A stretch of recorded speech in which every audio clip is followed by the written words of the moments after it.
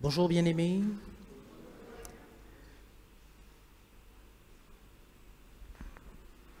Est-ce que vous allez bien? Béni soit Dieu. J'aimerais que nous commencions par la prière. Pouvons-nous tous courber la tête pour nous adresser à celui qui règne sur nous? Seigneur, c'est avec crainte et tremblement que je m'approche de toi, sachant que je ne suis pas capable de faire ce que tu m'as appelé à faire, sachant que c'est toi qui es celui qui comble mes lacunes, sachant que tu es celui qui me permettra d'accomplir ma tâche. Seigneur, nous venons respectueusement vers toi, sachant que c'est toi qui fais la différence, que dans toute prédication, c'est ton Saint-Esprit qui fait la différence. C'est lui qui accorde l'onction, c'est lui qui accorde l'intelligence à ceux qui écoutent. C'est lui qui peut toucher les cœurs.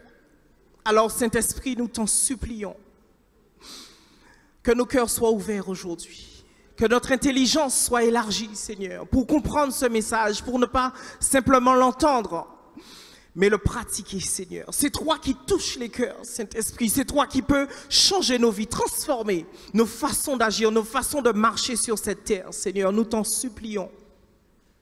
Je t'en supplie que ce message nous permette d'aller de l'avant. Que nous ne repartions pas sans rien de changer, mais que par ta grâce, des cœurs soient touchés, des vies soient transformées. Seigneur, sois béni. Au nom de Jésus. Amen. Alléluia. Alléluia. Sois béni, Seigneur. Sois béni.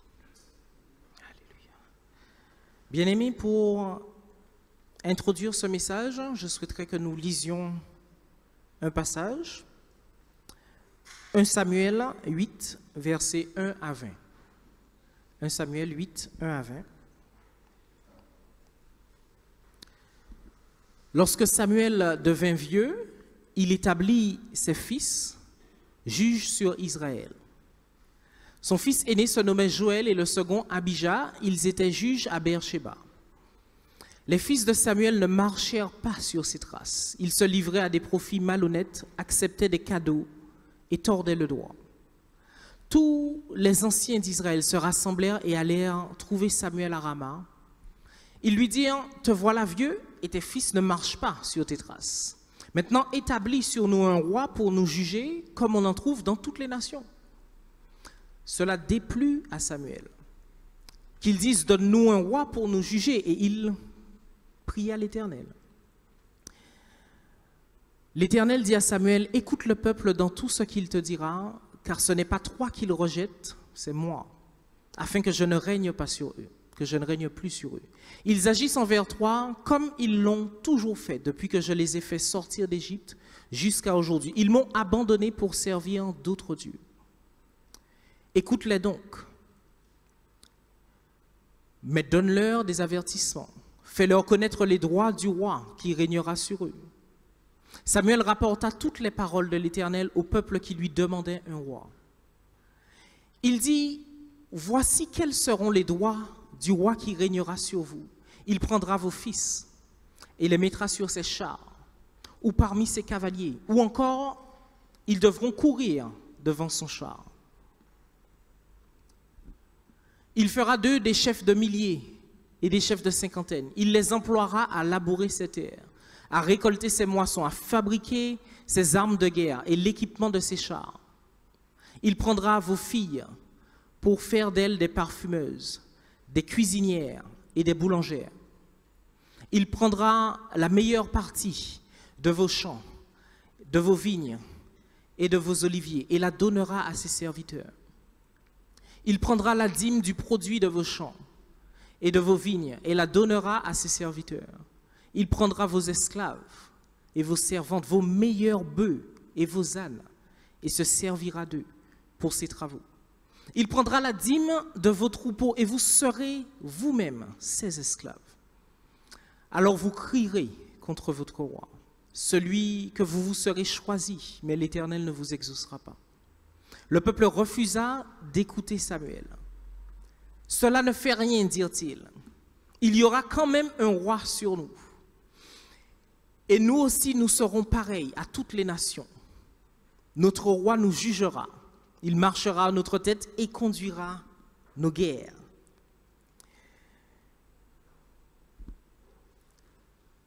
Les Israélites auraient pu demander à Samuel, ils auraient pu aller le voir, lui demander « Reprends sévèrement tes fils, parce qu'ils n'agissent pas droitement. »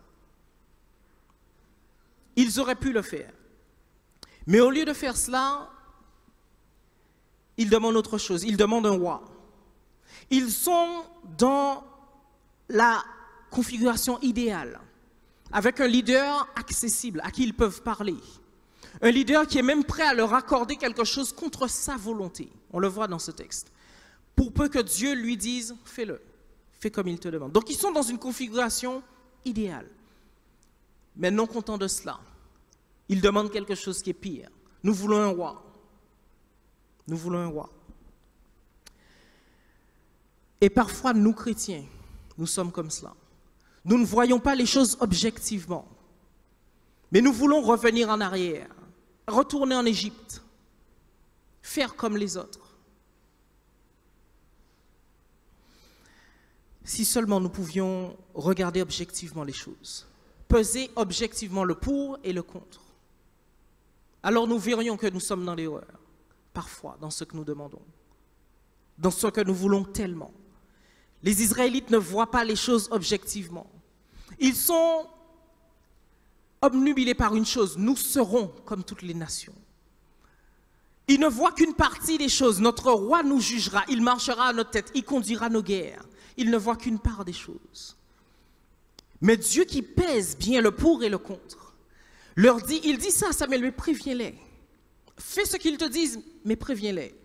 Le roi prendra vos filles, vos fils, il prendra vos servantes, il prendra vos bœufs, vos ânes, vos terres, la dîme, il prendra. De plus, non seulement il y a autant de choses contre, mais par-dessus cela, Dieu connaît l'avenir. Et il peut déjà leur prédire, vous ne voudrez plus de ce roi. Vous crierez à moi, mais moi je ne vous répondrai pas. Parce que je vous avais prévenu. Il peut leur dire, vous ne serez pas content de ce que vous êtes en train de demander là. Mais Israël s'entête. Israël s'entête. Bien-aimés, si nous pouvions simplement faire comme Dieu nous préconise de faire, simplement, ne pas nous entêter, notre vie serait beaucoup plus simple. Elle serait certes différente, comme le dit le verset 20, différente de celle du monde, mais ce serait une meilleure vie. C'est pourquoi j'ai donné à ce message le titre suivant, « Vivons par la foi simplement ». Vivons par la foi simplement. Matthieu 7, 13 à 14 dit « Entrez par la porte étroite. En effet, large est la porte. Spacieux le chemin menant à la perdition. Et il y en a beaucoup qui entrent par là. Mais nous ne sommes pas appelés à rentrer par là. Mais étroite est la porte. Resserré le chemin menant à la vie. Et il y en a peu qui les trouvent. C'est de ce chemin que je veux nous parler aujourd'hui, bien-aimés. Des principes de la foi que nous devons appliquer pour rester sur ce chemin étroit. Si nous les appliquons, nous aurons une vie plus simple. Vivons par la foi, simplement.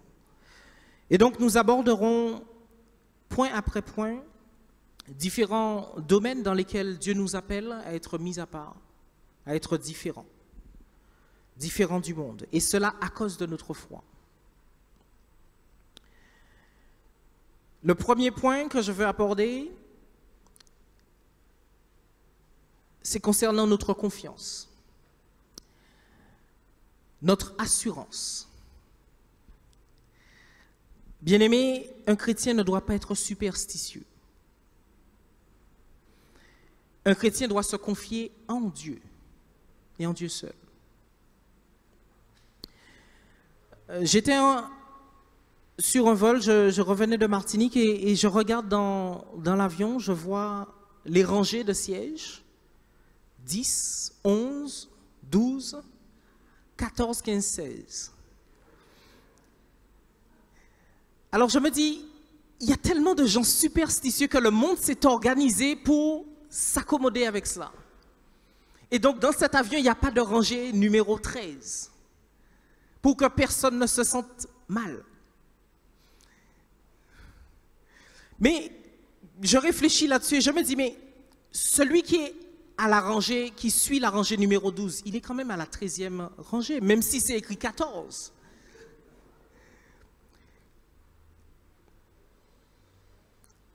Le chrétien ne doit pas être mal à l'aise s'il est à la 13e rangée, qu'on appelle 14 dans cet avion-là. Le chrétien est à l'aise à la 12e comme à la 13e rangée parce que Dieu veille sur lui. Et son pouvoir s'étend, même sur la 12e, même sur la 13e rangée. Il est à l'aise, peu importe. On n'a pas besoin d'autant de complications. Après la 12, c'est la 14. C'est quoi ça? Et je me suis renseigné, j'ai même vu que, par exemple, Air China, en Chine, ils ont un autre numéro qu'ils enlèvent parce que la superstition est autre. Bien-aimés, confions-nous en Dieu. Notre vie sera beaucoup plus simple. Beaucoup plus simple. Vivons par la foi, simplement. Dieu peut te protéger où que tu sois. Son pouvoir n'est pas limité. Nous n'avons pas non plus besoin d'horoscope. Si Dieu veut te révéler quelque chose, il peut le faire. Il ne passera, je ne pense pas, par l'horoscope. Il peut le faire dans ton temps de prière matinale, pour ceux qui prient le matin. Il peut me révéler ma journée, me dire fais attention à ceci, à cela, le matin. Un jour, je prie pour que Dieu me donne le message que je dois donner la semaine d'après, et je ne reçois rien. Je reçois simplement, je sens comme un dédain de la part du Saint-Esprit. Et je ne m'attache pas à cela. Et je reçois ce que tu auras à dire, tu le recevras le moment venu. Je ne sais pas comment faire avec cela, ça ne m'était encore jamais arrivé. Je me dis, un débutant comme moi, Dieu va me donner le message sur la chair comme ça et je vais en direct donner sans avoir préparé. Je ne suis pas à l'aise avec ça. Alors je contacte notre pasteur. Je lui dis, bon, je lui expose les choses. Il me conseille quand même de préparer un message. Je le prépare, mais je sens bien, je ne suis pas à l'aise avec ce message. Il y a des répétitions, je ne fais que parler tout au long du message. J'ai peut-être 2 passages seulement, moi qui d'habitude aborde plusieurs passages. Je ne suis pas à l'aise avec ça. J'arrive, je ne donne même pas par Internet. On a un groupe sur lequel on donne le titre, les versets. Je ne donne même pas. Parce que je ne suis pas certain de faire ce message. De le prêcher. J'arrive là-haut, je donne, c'est Michel qui est là, je dis, Michel, bon, c'est ça mes versets, mais prépare-toi parce que si ça se trouve, tout va changer parce que je ne sais pas si je vais prêcher ça. Je passe à Jean-Pierre, je lui dis, je te donne le titre, toi qui enregistre, mais je ne sais pas si je vais le faire. J'arrive en bas, je vois Philippe, je lui dis, Philippe, surveille la météo parce que je ne comprends pas. Le message d'aujourd'hui, j'ai l'impression que je ne vais pas le faire. Et 15 minutes avant que la réunion ne commence, Philippe arrive, c'est fini. Il n'y a pas de réunion aujourd'hui, c'est annulé, alerte orange. Bien-aimés, nous n'avons pas besoin d'horoscope. Dieu peut nous prévenir. Et ce message, je n'avais pas à le donner ce jour-là. Il m'a servi de base pour un autre message. Heureusement, je l'avais préparé quand même, mais il m'a servi simplement de base pour un autre jour. Dieu peut te parler, mon frère. Dieu peut te parler, ma sœur. Prenons le temps de chercher sa voix, d'écouter sa voix. Ne nous fions pas à l'horoscope. Vous le savez certainement, l'horoscope peut se tromper, mais Dieu ne peut pas se tromper. S'il nous dit ça arrivera, ça arrivera. Alors, confions-nous simplement à Dieu, en Dieu. Vivons par la foi, simplement. Écoutons la voix de Dieu. Vivre par la foi, c'est aussi... Donc vivre selon les principes de la foi, c'est aussi être fidèle à son conjoint, à sa femme ou à son mari. Il y a quelque temps de cela, je voyais sur des panneaux « Je suis digne de confiance, je fais le test ». Vous avez certainement dû voir ces panneaux à l'époque. Quelqu'un de confiance dans le monde, c'est quelqu'un qui fait le test. Mais un chrétien est fidèle à sa femme, fidèle à son mari. Donc il n'a pas besoin de faire le test. D'où ça viendrait, puisque c'est toi et moi seulement. La vie est plus simple lorsqu'on vit selon la foi. Pas d'inquiétude, pas de doute. Ceci étant dit, je tiens à dire une chose. Je ne suis pas en train de dire qu'un chrétien ne doit pas se faire dépister. Moi-même, si un jour ma femme a un doute, je dois me faire dépister pour la rassurer. Néanmoins, en temps normal, non, pas de doute. Nous vivons, nous avons une vie réglée, donc il n'y a pas besoin de faire de test. La vie est plus simple lorsqu'on vit selon la foi. La vie est plus simple. Pas de doute. Pas de test après chaque écart. Quel écart? Dans la vie d'un chrétien, pas d'écart. On reste fidèle, c'est ce que Dieu demande. Pas après chaque partenaire différent, on fait un test parce que peut-être celui-là... Mais non, on a une femme ou on a un mari. On est fidèle. C'est ça vivre selon la foi. Avoir une vie bien réglée, qui plaît à Dieu. Vivre par la foi, c'est aussi ne pas s'inquiéter pour son avenir. Matthieu 6, 24 à 34. Matthieu 6, 24 à 34. Que personne ne peut servir deux maîtres. Car ou il détestera le premier et aimera le second, ou il s'attachera au premier et méprisera le second. Et ensuite, on arrive à un domaine particulier. Vous ne pouvez pas servir Dieu et l'argent. Tu ne peux pas avoir Dieu pour maître et en même temps tu as l'argent. Forcément, si tu sers l'argent, tu mépriseras Dieu. Ta confiance te viendra du fait que tes poches sont remplies. Et lorsque tes poches seront vides, tu seras dans la panique. Parce que ta confiance est dans l'argent. On ne peut pas servir deux maîtres à la fois. Verset 25. C'est pourquoi je vous dis, ne vous inquiétez pas de ce que vous mangerez et boirez pour vivre, ni de ce dont vous habillerez votre corps.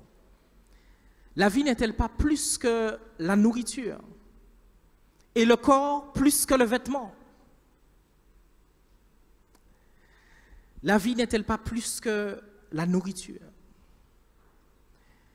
Un chrétien ne doit pas se prendre la tête, s'inquiéter outre mesure, mais qu'est-ce que je vais manger? Qu'est-ce que je vais manger? Il ne doit pas s'inquiéter et se prendre la tête pour cela, mais il doit plutôt se demander, est-ce que ma vie plaît à mon Dieu? Est-ce que ma vie est réglée? Est-ce que quand il regarde, il dit, wow, c'est bien, c'est ce que je veux pour toi? Est-ce que ma vie porte du fruit? Non pas s'inquiéter pour qu'est-ce que je vais manger, mais moi, quel est le fruit que je porte? Voilà l'inquiétude d'un chrétien. Voilà son objectif, c'est que sa vie porte des fruits.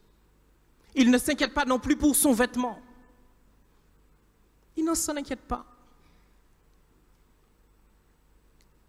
Dieu pourvoira. Dieu pourvoira. Mon corps, qu'est-ce que je me dis par rapport à mon corps? Mais est-ce que j'utilise mon corps pour louer Dieu, pour faire ce que Dieu attend de moi? Est-ce que la façon dont je me vêtis plaît à Dieu? Est-ce que ce n'est pas pour quelqu'un une pierre d'achoppement? Lui donner de mauvaises pensées à cause de comment j'ai habillé mon corps. Voilà ce à quoi on doit penser par rapport à notre corps. Mais de quoi est-ce que je vais m'habiller dans l'avenir? Ne pas s'inquiéter pour l'avenir. Ne pas s'inquiéter. On ne s'habillera certainement pas de n'importe comment. Il y a un chant qui dit « Nous, c'est petit roi ». Donc on s'habillera avec décence, avec élégance. Mais on ne va pas s'inquiéter pour cela, ni s'inquiéter de quoi nous allons manger. Mais non.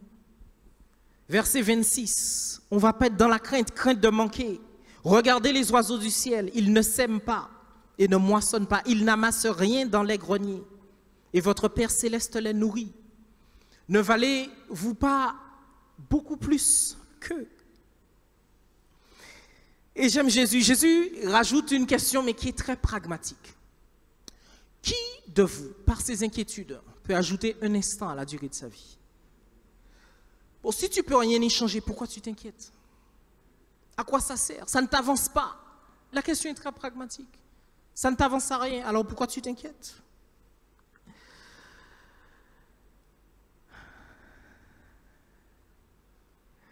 Ne vous inquiétez donc pas, verset 31, et ne dites pas que mangerons-nous, que boirons-nous, avec quoi nous habillerons-nous.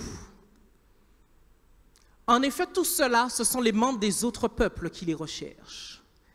C'est dit, ce sont les païens qui pensent comme ça. Ce sont les païens qui s'inquiètent de toutes ces choses-là. Le chrétien ne s'inquiète pas de toutes ces choses-là. Pour quelle raison? C'est parce que votre Père céleste sait que vous en avez besoin. Alors, simplement, le chrétien, au lieu de s'inquiéter, prie son Dieu. Et il sait, il croit que Dieu lui donnera, que Dieu pourvoira. Il sait ce dont j'ai besoin. Il le sait. Alors, je n'ai pas de raison de m'inquiéter. Verset 33, recherchez d'abord le royaume et la justice de Dieu, et tout cela vous sera donné en plus. Ne vous inquiétez donc pas du lendemain, car le lendemain aura soin de lui-même. Et jusqu'à là, on aurait pu penser que le chrétien est comme un petit oisillon dans le nid, attendant simplement la nourriture. Il ne fait rien, un fainéant.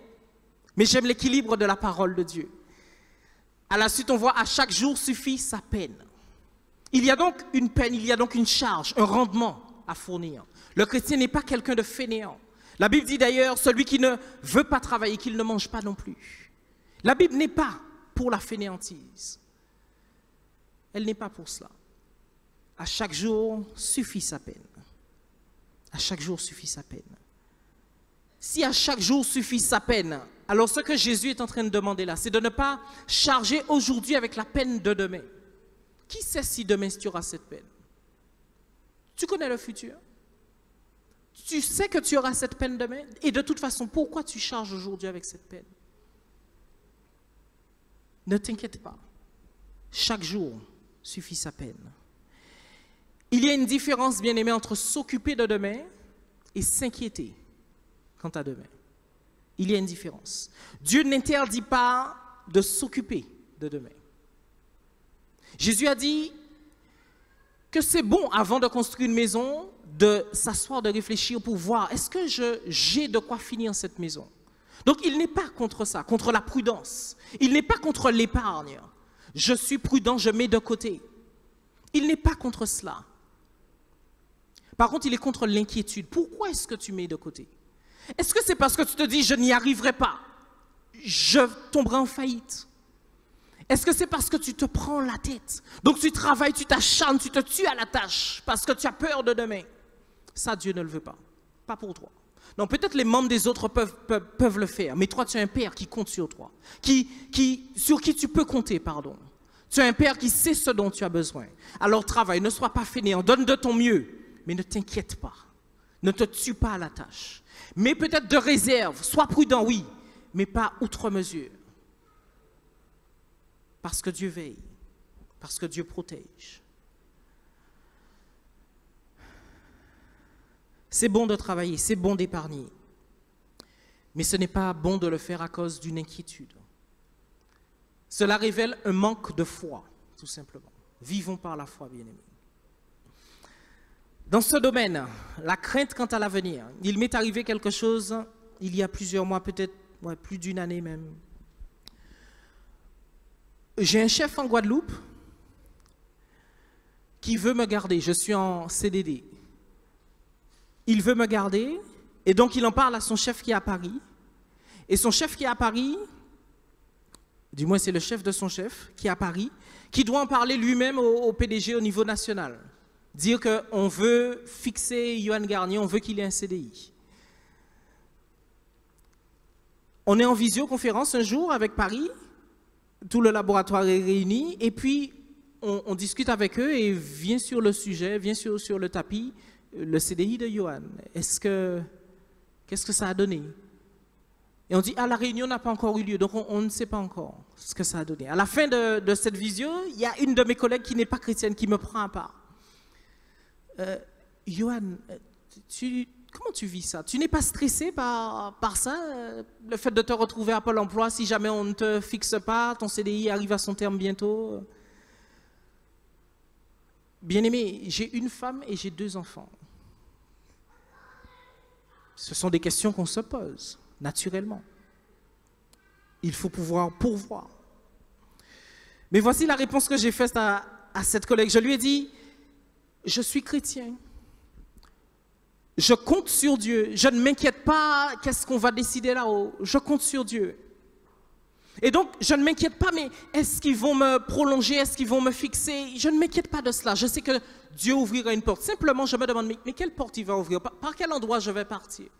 Par quel endroit je vais passer? Qu'est-ce qu'il va faire? Je cherche simplement à voir quelle est sa volonté. Mais je ne m'inquiète pas. Je sais qu'il ouvrira une porte. Je sais qu'il ouvrira une porte. Je le sais. Alors je ne m'inquiète pas. C'était l'occasion pour moi de lui expliquer comment un chrétien vit. Par la foi. On ne s'inquiète pas pour le lendemain.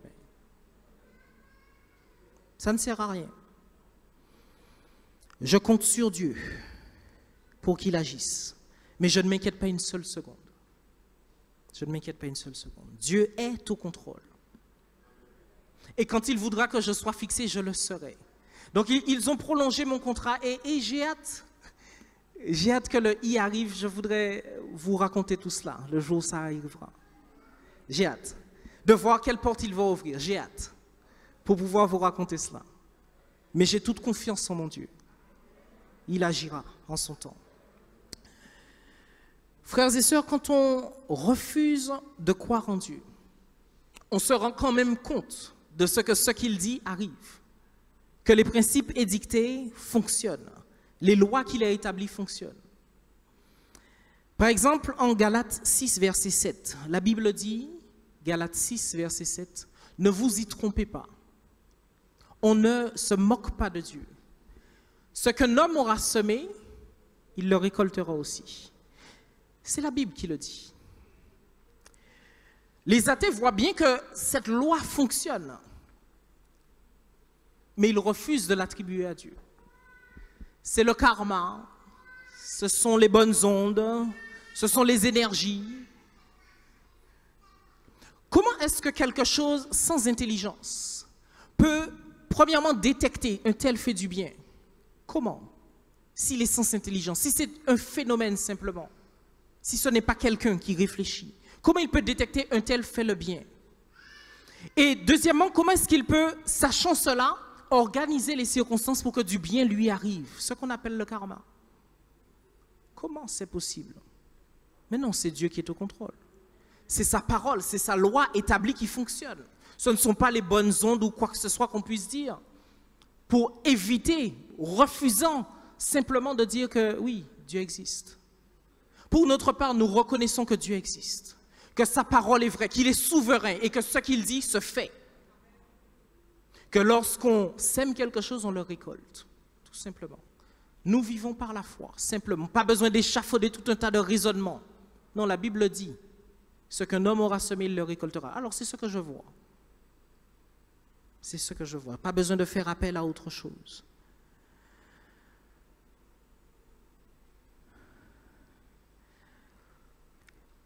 Jésus savait toutes ces choses. Il savait que son Père règne, qu'il est souverain. Et il ne se laissait pas du coup impressionner par les gens, même pas par ses bourreaux. Il ne se laissait pas impressionner. Tu n'as de pouvoir sur moi que dans la mesure qui t'est permise d'en haut. On le voit en Jean 19, versets 6 à 12. Versets 6 à 12. Lorsque les chefs des prêtres et les gardes le virent, ils s'écrièrent, crucifie-le, crucifie-le. Pilate leur dit, prenez-le vous-même et crucifiez-le. Car pour ma part, je ne trouve en lui aucun motif pour de le condamner. Les Juifs lui répondirent, nous avons une loi, et d'après notre loi, il doit mourir parce que il s'est fait fils de Dieu. Quand il entendit cette parole, Pilate eut très peur. Il rentra dans le prétoire et dit à Jésus, d'où es-tu? Jésus mais Jésus ne lui donna aucune réponse. Pilate lui dit, c'est à moi que tu refuses de parler? Ne sais-tu pas que j'ai le pouvoir de te relâcher et que j'ai le pouvoir de te crucifier? Jésus répondit, tu n'aurais aucun pouvoir sur moi s'il ne t'avait pas été donné d'en haut. C'est pourquoi celui qui me livre à toi est coupable d'un plus grand péché. Dès ce moment-là, Pilate chercha à le relâcher, mais les Juifs criaient, si tu le relâches, Pilate, tu n'es pas ami de l'empereur. Tout homme qui se fait roi se déclare contre l'empereur. Jésus ne dit pas à Pilate, tu n'as aucun pouvoir sur moi. Jésus dit autre chose, il dit, le pouvoir que tu as, tu ne l'aurais pas eu si Dieu ne te l'avait pas donné. Et ça change tout. Ça change tout. Si c'est Dieu qui te l'a donné, alors tu peux l'exercer dans le périmètre dans lequel il te l'a donné. Tu ne feras rien à ma vie que Dieu ne permet pas. Rien. Parfois, nos chefs sont comme ça, ils essaient de nous impressionner. Ne sais-tu pas que j'ai du pouvoir sur toi? Mais le pouvoir, tu l'as reçu de là-haut. Pourquoi je craindrais? Ce que tu peux faire, c'est simplement ce que Dieu te permet de faire.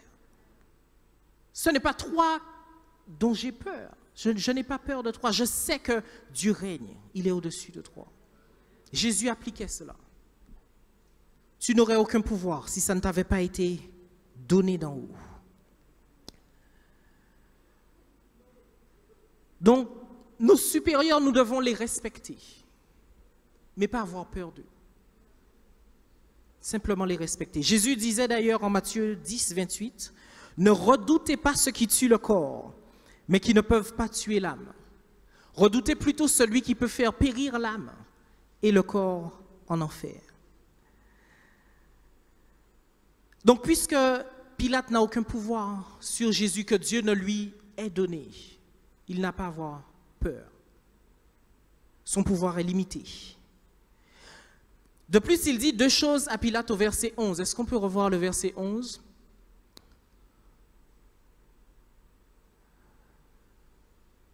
C'est pourquoi celui qui me livre à toi est coupable d'un plus grand péché. Lorsque Jésus dit cela, il lui annonce deux choses.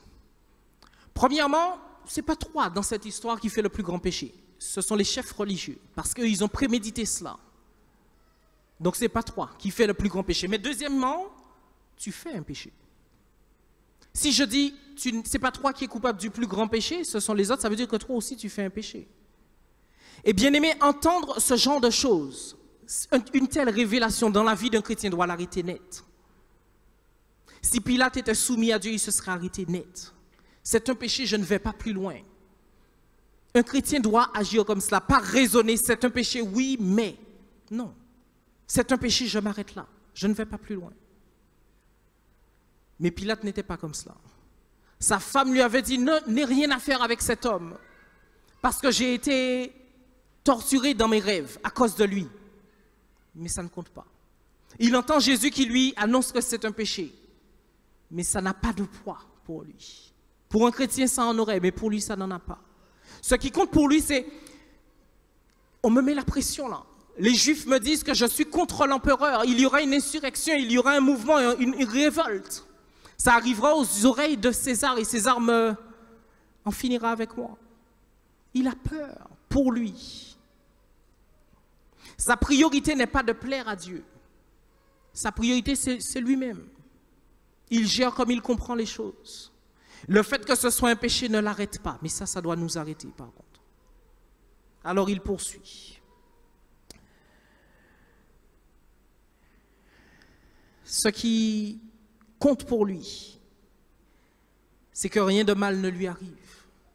Il n'est pas guidé par la volonté de Dieu, par le plaisir de Dieu, mais par la peur.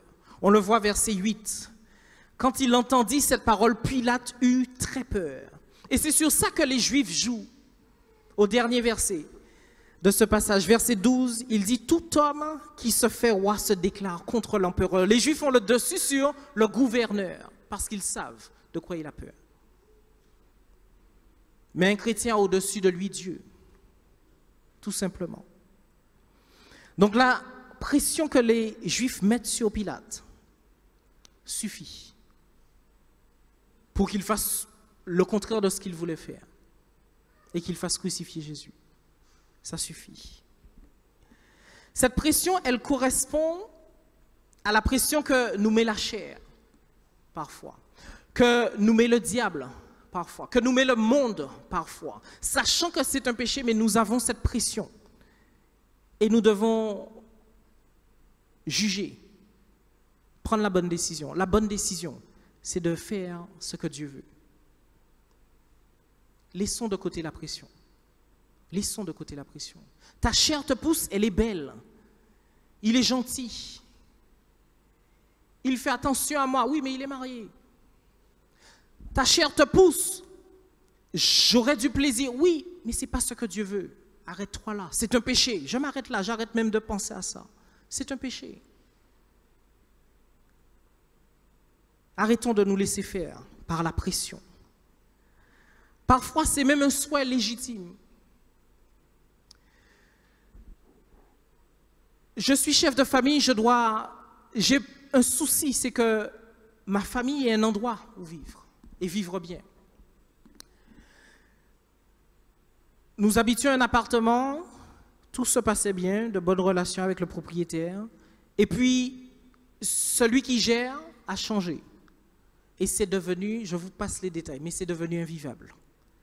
Depuis septembre, c'est devenu invivable. Ma femme était stressée tout le temps à se demander est-ce qu'il y a encore eu un problème. C'était invivable. Alors on s'est mis à chercher un autre appartement.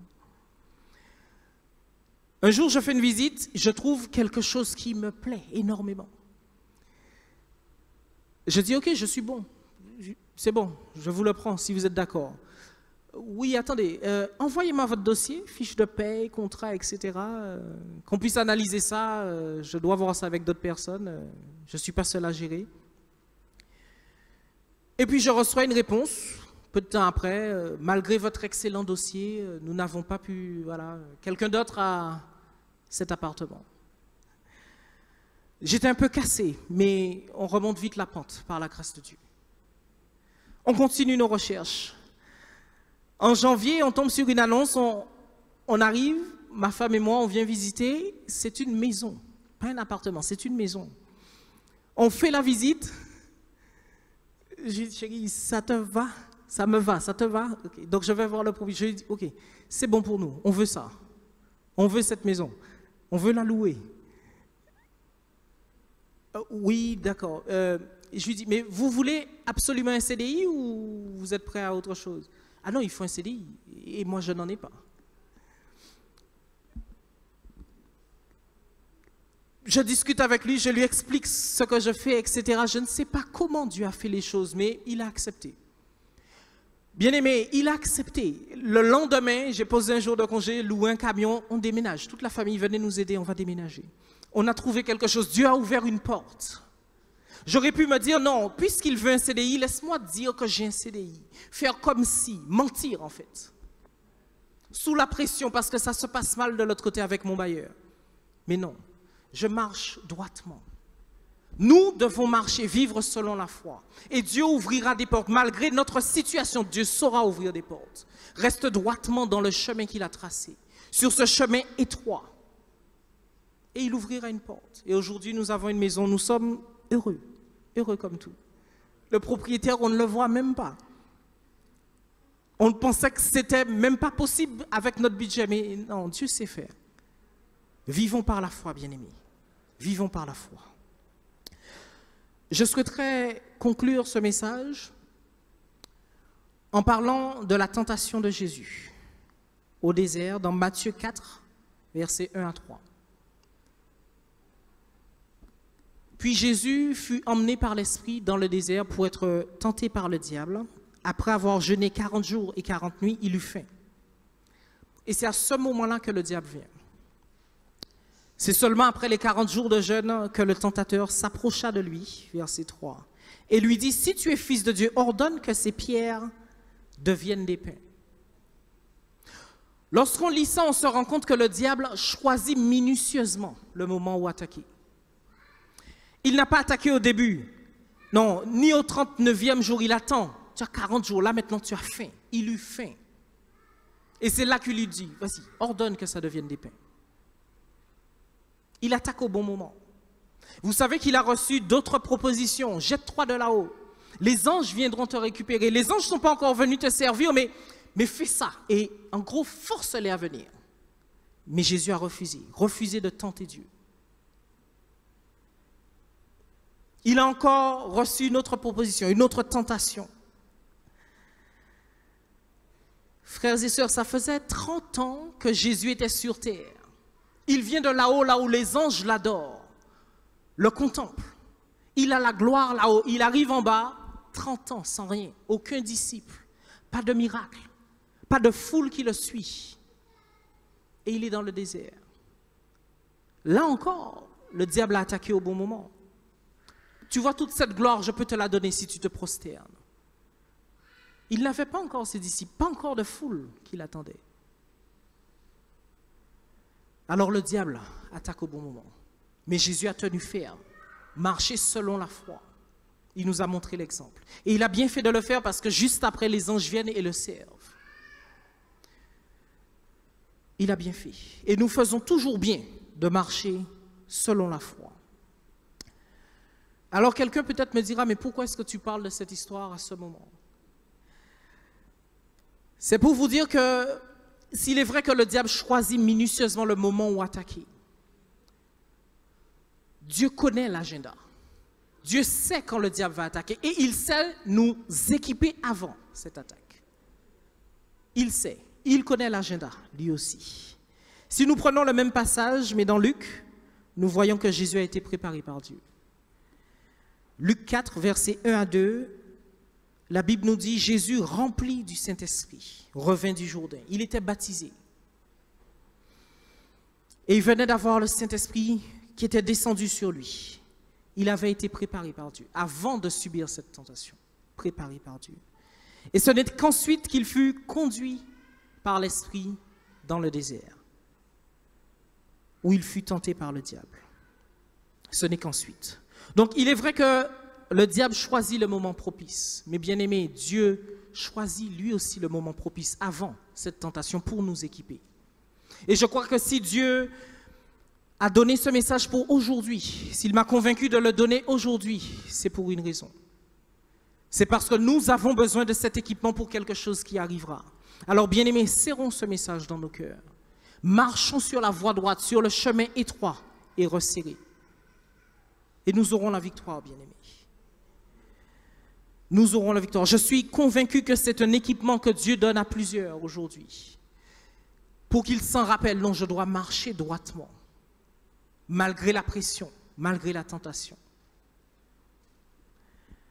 Vivons ces choses, bien-aimés. Vivons par la foi, simplement. Ne soyons pas superstitieux, impudiques, craintifs quant à notre avenir, craintifs quant aux autorités que nous respectons, mais vivons par la foi, simplement, bien-aimés.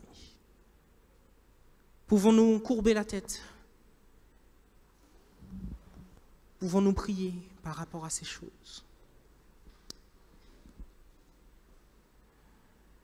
Père, nous te remercions pour ta parole, pour cette parole. Nous sommes conscients que c'est un équipement que tu nous donnes, que ce sont des choses que tu nous rappelles. Et ce rappel, nous en sommes convaincus, arrive au bon moment, Seigneur. Merci pour cet équipement qui nous rend plus forts et qui nous permettra de rester droit face à la tentation. Merci de nous rappeler par ton Saint-Esprit ces choses, le jour où nous en aurons besoin, afin que nous fassions ta fierté, ton honneur, ta gloire, Seigneur. Que les autres puissent voir, voilà comment un chrétien agit dans telle et telle situation. Voilà comment la foi lui permet d'être au-dessus de tout ce qui pourrait lui arriver, au-dessus de toute inquiétude que nous autres nous avons. Seigneur, merci pour cet équipement. Que nous nous en servions, Seigneur. Que nous soyons toujours différents du monde à cause de notre foi, marqués par cette empreinte que tu nous as donnée, Seigneur. Merci pour ton Saint-Esprit, Seigneur. Sois béni. Amen.